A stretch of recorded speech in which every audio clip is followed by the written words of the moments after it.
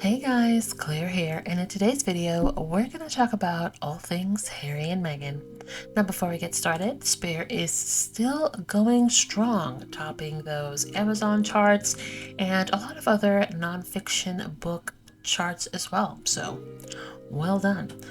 Now, we haven't seen Harry and Meghan physically, but we did see Prince Harry in a cameo for the last episode of the late night show with James Corden. So that was nice to see.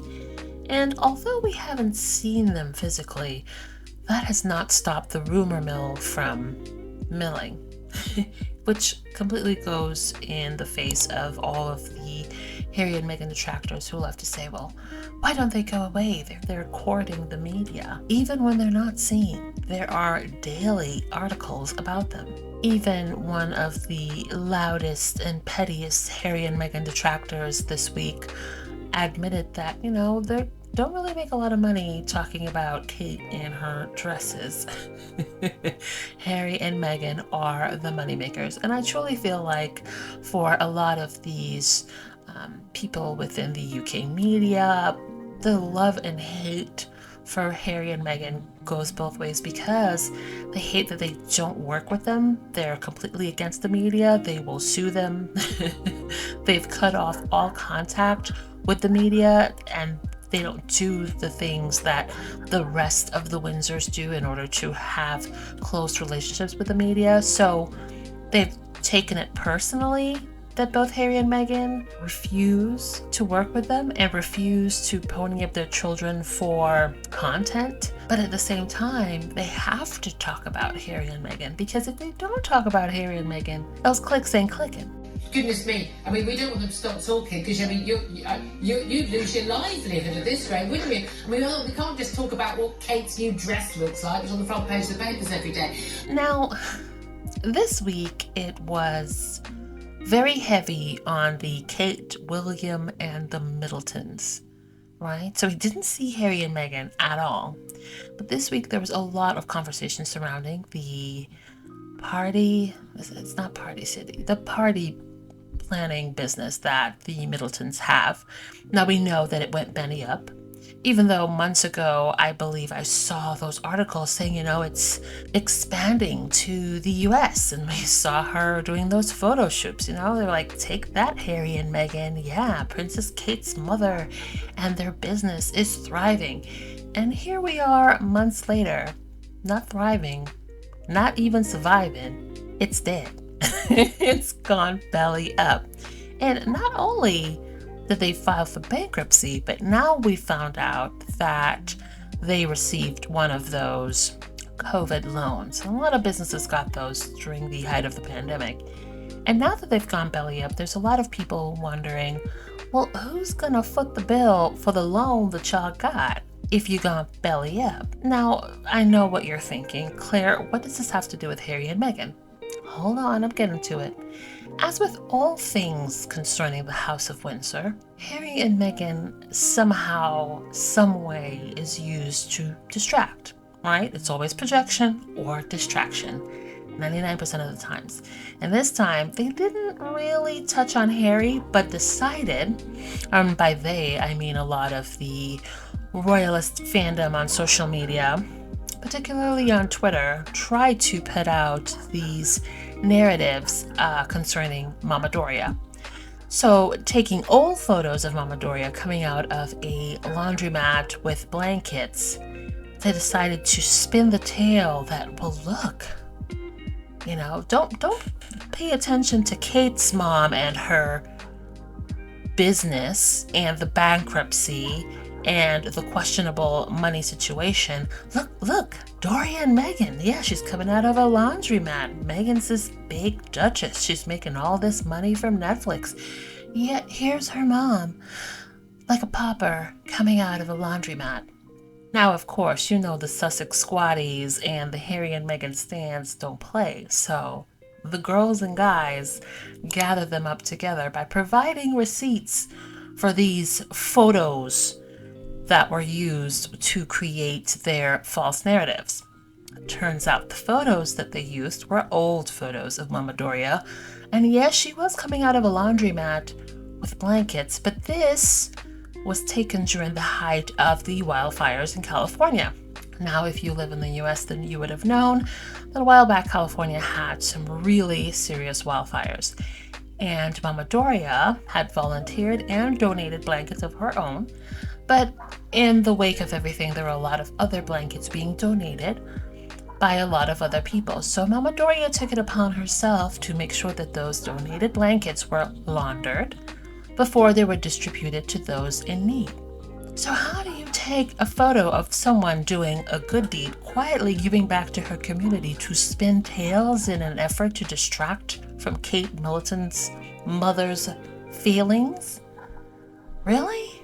But with the pushback, that sordid narrative went away as quickly as it began. And I will always say, whenever you hear a nasty story about Harry or Meghan or even Mama Doria, it is always a distraction or a deflection. Now, speaking of distraction and projection, I'm sure you haven't missed all the gory headlines and articles and social media conversations talking about a divorce. Harry and Meghan are getting a divorce.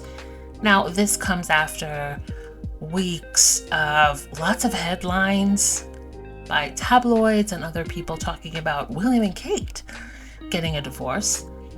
So, of course, they gotta add Harry and Meghan into the mix. And, of course, spin doctor Camilla Tominey and Angela Lyon-Levin were out there in full force, amplifying these divorce narratives concerning Harry and Meghan. And sort of like clockwork, we see William and Kate attending the royal wedding in Jordan. And as per usual, William's his usual aloof, unpleasant self, walking strides ahead of Kate, not interested in holding her hand, whether she's walking with heels, with a tight dress, or he doesn't care. And this is another thing where, I don't care about William and Kate's relationship, but it's the hypocrisy for me. In order to make excuses for their coldness towards each other, they would always throw Harry and Meghan under the bus and saying, Meghan's just very needy. She's always hanging on to Harry, but she shouldn't because it breaks royal protocol, right? It's improper. That's not how it's done. Yet at this wedding, and at every royal occasion, we see lots of royal couples who hold hands, the men who provide their arms for their wives to help them up and down the steps. Just warmth. And normal affection. So in an effort to make excuses for the obvious lack of warmth between William and Kate, they threw Harry and Meghan under the bus. And now that they're not there, what's the excuse? While they were talking to the bride and groom, William sort of did the wrap it up hand gesture to Kate while she was talking to the bride, and the bride saw this. Now, how incredibly rude. Remember, these are the same people who, according to their fans and their royal reporters, is a shining example of royal protocol, of quiet dignity. Is this how you act? It was uncomfortable to watch. I don't care for William and Kate, but it was very uncomfortable to watch the way he treats her publicly. And if this is the way you treat her when you know that the eyes of the world are upon you, right? This is a huge event for all royals worldwide. You're telling me you couldn't find a better way to communicate with her? And as usual, people started talking about it, and the royal girlies, especially on Twitter, were up in an outrage, in an effort to counteract the pointing out of the very obvious coldness there. They started to amplify Harry's getting tired of Meghan and he's getting a divorce and he has a hotel room in LA. Really? Projection, deflection, all wrapped up in one neat bow. Now, I don't know if you guys know, but Variety magazine also named Harry and Meghan's Netflix documentary as a possible Emmy nomination. So we'll see. How cool would it be if they did get a nomination and actually win an Emmy? That would be very, very cool. Well, hello. Revealed. Prince Harry said he wanted out of the royal family years before Megxit and didn't want the monarchy to be just a bunch of celebrities. Exclusive. The Jeffrey Epstein files, trove of never-before-seen emails and calendars, gives unprecedented insight into late blank network of power and influence. This includes Prince Andrew and Sarah, Duchess of York. We're going to talk about this second, but back over to Harry first. First, let's take a step back into 2017, where Prince Harry, the Duke of Sussex, gave an interview to Angela Levin. Writer who spent hours with Prince Harry and revealed his desire to quit the firm says he's not a whinger, he's a wounded warrior. Within this article, it shapes almost the narrative of why Harry was such a bad boy, he didn't want to grow up, and it humanized him to people because it revealed that he needed to find his role. He had no direction. He had left the military in June of 2015. He was a full-time senior working royal, and he really didn't know what to do with his life. As we all should know, there is a role for William carved out, for Charles, for the Queen, and for other members of the royal family at the time that were already senior working royals. But Harry was just kind of like, what do I do, He, of course, expressed his interest in possibly becoming a junior royal to see if that may be somewhere he could fit and engage better with. There's even a quote where he goes on to say, "There was a time I felt I wanted out, but then I decided to stay in the firm and work out a role for myself." He further states that more than anything else, he was motivated to do something to help his grandmother, the Queen, and charity work came to his rescue. It's quite odd, and this is why I always tell people to fact check how something that came out years beforehand, people seem to easily forget. This isn't some huge revelation that is new. This is something that, if you followed, it's already out there. It's researchable. Odd that they're passing it off as if this is something that he just said. Which, of course, further proves a point that this wasn't a Meghan decision. Meghan, in my opinion, I just feel she supported the decision, which is like, whatever you want to do, this is your world. I'm here for you. Nice to see that the Daily Mail is bringing light to this again, even though it's being passed on as if it's new. I move on. Let's talk about Prince Andrew and Sarah, Duchess of York. These two had the making of being, I would say, during their era, the second most popular royals. The first, obviously, being Diana. But definitely the most popular royal couple. Yes, Charles and Diana were married, but I wouldn't say they were a popular royal couple. You could tell. But these two seem to really have a ton of fun together. However, of course, with their checkered past and his whole situation. Let's talk about what was revealed in Jeffrey Epstein's diaries, calendars, emails, and all of that. So the Daily Mail obtained a trove of Jeffrey Epstein's calendars and emails that shows the late P-word connection to presidents, prime ministers, and royalty. Now, for those who do not know, Prince Andrew has admitted to being friends with Epstein for more than a decade. He flew on his private plane numerous of times. He stayed at his properties and even visited Epstein's island in the Caribbean. Yeah, he visited the island. Also, to catch you up to speed, he settled a civil lawsuit brought by Virginia Roberts for, I think it was like 12 million pounds or $12 million, one of them, whatever. In the Epstein files, it shows that the P-word man used Andrew's name while trying to persuade J.P. Morgan to let him act as an intermediary for wealthy clients. In an email to J.P. Morgan boss Jess Stalley and senior banker Mary Erdos, I think that's how you pronounce it, He reeled with his relationship with Prince Andrew, going on to quote, "He is not allowed to make any money," implicating him in this scandal. Scandalo. Now, the timing of this email is revealing, and it suggests that Jeffrey had intimate details about Andrew's finances, which were, of course, tied up with those of his now ex-wife, Sarah Ferguson, with whom, of course, they divorced in 1996. Now, here's where she is implicated in this. For those who do not remember and may need a refresher, in May 2010, Sarah was caught in a newspaper sting asking for $550,000 for access to Andrew. She told the newspaper reporter, and quote, "That opens up everything you would ever wish for. I can open any door you want, and I will for you."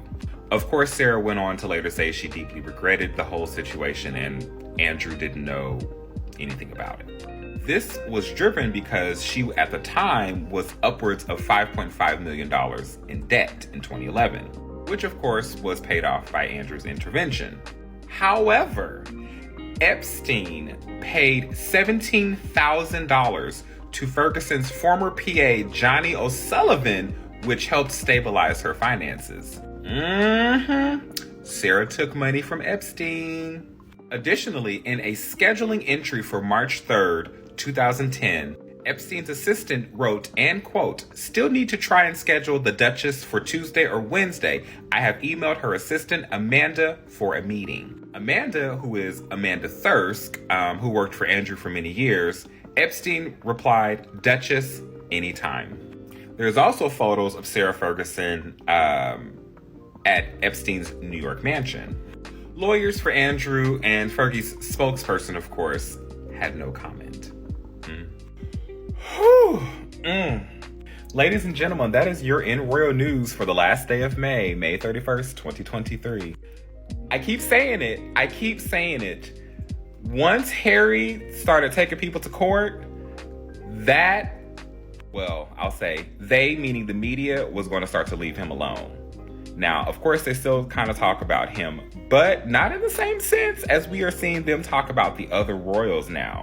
And the fact that we have had a lot of controversy between King Charles and Kate, and now this whole new revelation with Andrew and Sarah, the war is coming. These two are narcissists? I don't understand the hate. I genuinely don't get it, because it's like, we want to talk about narcissists, right? Like, this is the direction you want to take this conversation in. I got you. Hold on. Did we not just... we want to talk about narcissists? Wait, don't worry. I can do another. We really want to talk about narcissists? Hello? Do we need the definition of narcissism as well? I got the definition for you. Who in this conversation that we are having is consistently worried about how they look? I wonder. The fact that this was posted leading up to the coronation, the biggest display of the narcissism that the royal family has. This was posted, and it's my favorite thing in the world. So, like, this is, Camilla Rosemary Shad was born, blah, blah, blah, right? The next slide is my favorite. Boom. Their Majesties married in a ceremony in 2005. That's literally the next slide. It's not me just like pulling slides. No, literally you go from one to the other. We want to talk about narcissism, right? Hello. Whose image have they spent years rehabilitating to look not as bad as it actually does? Because, woof. But sure, these two are self-serving, because that situation only served to further their what? What do they have that they were trying to, like, get attention to? She was getting an award that night. The award was already got. Because if there's anything that is self-serving, it's this. It was this. The UK is having a cost of living crisis. The whole world is having a cost of living crisis. But this is something that's been talked about. And they did this. This is the thing.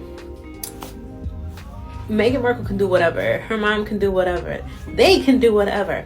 But let's not forget how tone deaf this whole thing was when people can't afford to pay their bills, where people can't afford to heat their homes, when people can't afford to pay for groceries, when people can't afford to live.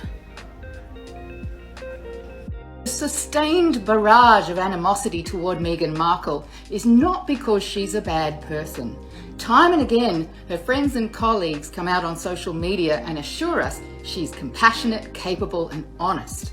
No one who knows her personally seems to have a bad word to say about her, except, it seems, the palace, through and in collusion with the British media.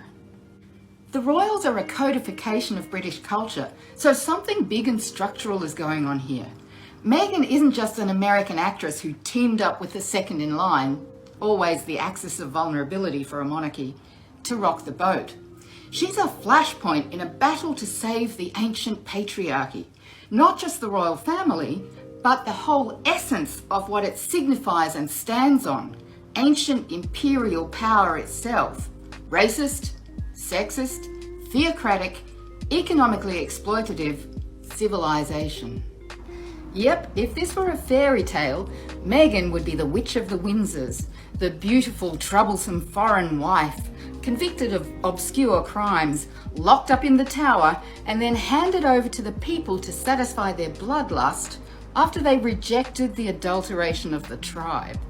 Because to them, Meghan, and I say this with absolute respect for her as a person and as a woman of colour, Meghan represents the ascendance of a once enslaved race into the Royal Britannic bloodline. Shock, horror. For the sane amongst us, this can only be a good thing. Even the Queen, after a moment's wistful reluctance, embraced the just and inevitable and made a point of welcoming Meghan into the fold. But even a Queen can't prevent the media-led commodification of racial conflict and cultural upheaval playing out in her own family. If the domestic narrative of the royal family has a civic purpose, it's as a soap opera thrashing out issues of ethics, power and international relations at a personal level. But who's writing the script? Prince Harry's determination to write his own script is clearly something he inherited from his mother. Their passionate belief that the monarchy could be reformed, modernised, democratised might seem naive, even vain at this point, but the march of history is relentless. Britain, already so much reduced from its imperial prime, is regarded by many as at risk of collapse. If the British monarchy is to survive, it must do what it always has, adapt itself to the ideals of the times. Trouble is, Meghan Markle embodies one ideal while threatening another. I just hope she survives. Since my Meghan video went a bit viral, I've been diving into the whole history of the spare, and it seems he, or as it may be she, really is a point of instability in the royal structure.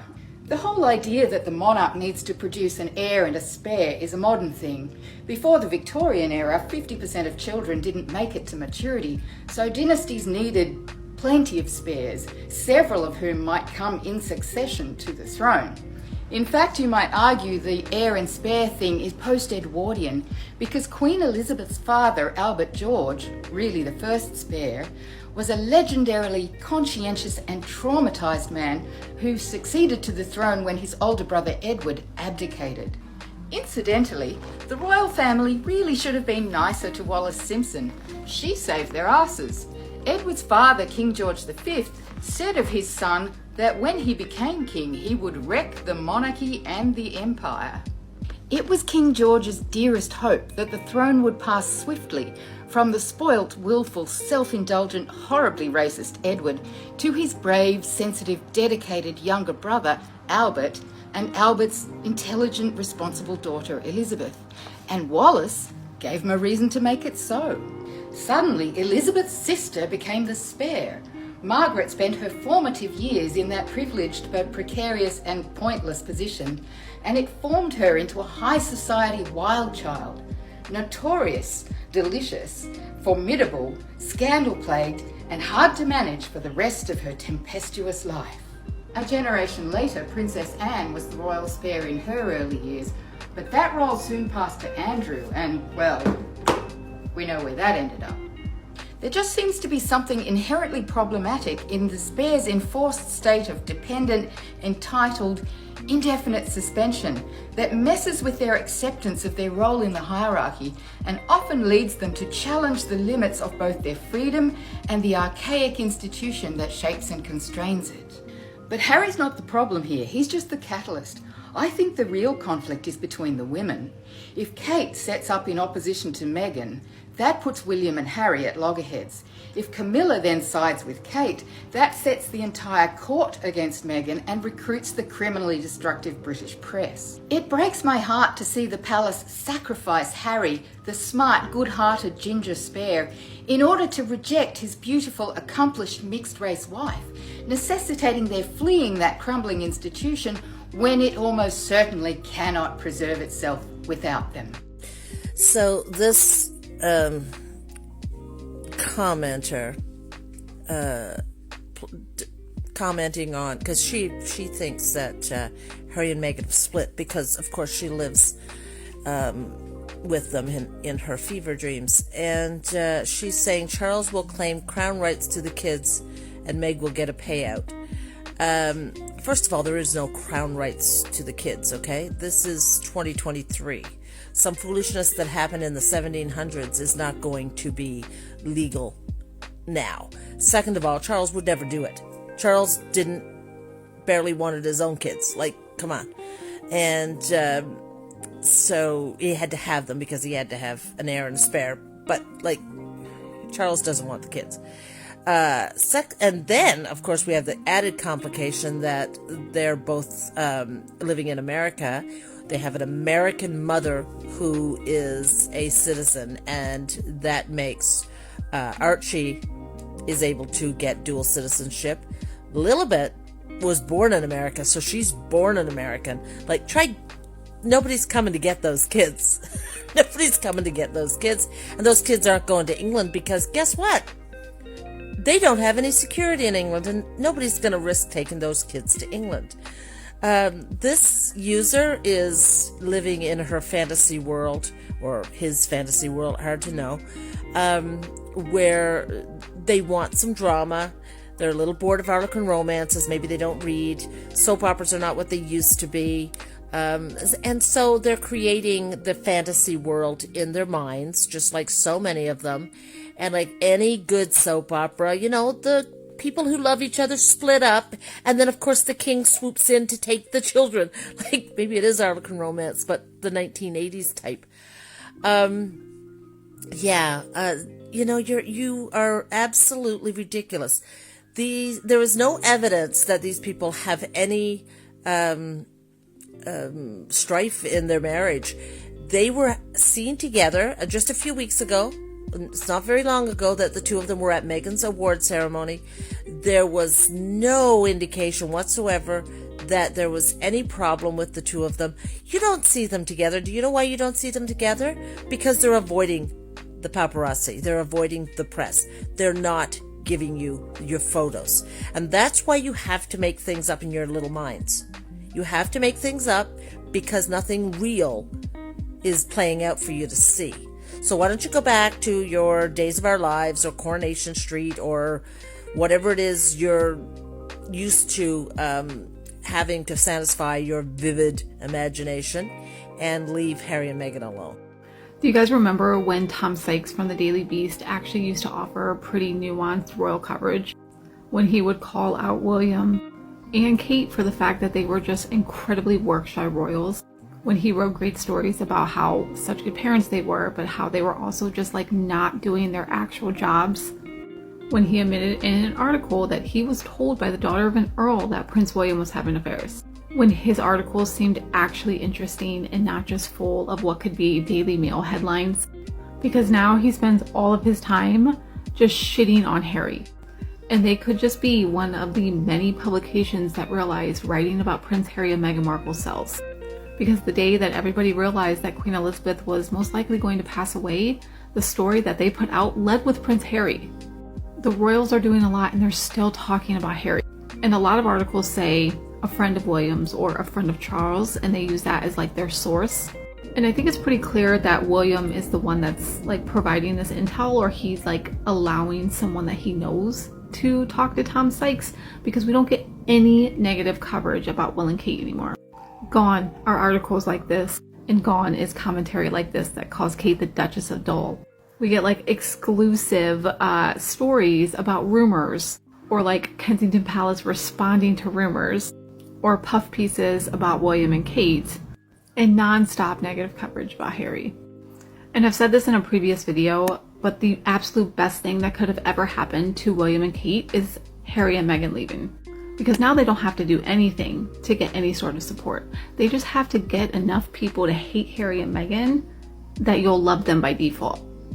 Another day, another time when I have to deal with a Meghan Markle hater who is pretty much a fan but doesn't realize it yet. I don't know about y'all, but what I consider to be fan behavior is scrolling to find a video from 2 months ago, regardless of whether it's on your For You page or not, you know, that means that's the content you're seeking out. And then, you know, engaging with that content about somebody that you claim to dislike. Because I don't know, that's not something that I would ever do in my life with anybody that I claim to hate. Like, I usually just kind of move on, but they like to spread this hatred around. Because, I don't know, bored, dumb, take your pick. But I feel like in this situation, I've kind of cracked the code of dealing with these lunatics, and it is to just fight fire with hilarity, because they get so triggered when you just like tell them, you know, you're just showing fan behavior, this is what a fan does, I'm sure you just really like Meghan, and they just go haywire. They don't know how to deal with it because you're calling them out on something that's like true. So this is just advice for the next time you're dealing with one of those annoying trolls that just live to see Meghan Markle's downfall for some reason. Just thank them for their engagement. Thank them for engaging with your content, bringing it back into people's feeds, because this video that they're replying to was from months ago and has been like asleep since then. Just thank them for being a fan and just see what happens, because I'll tell you, it works. Thanks for watching. Don't forget to like and subscribe. Also, hit that notification bell.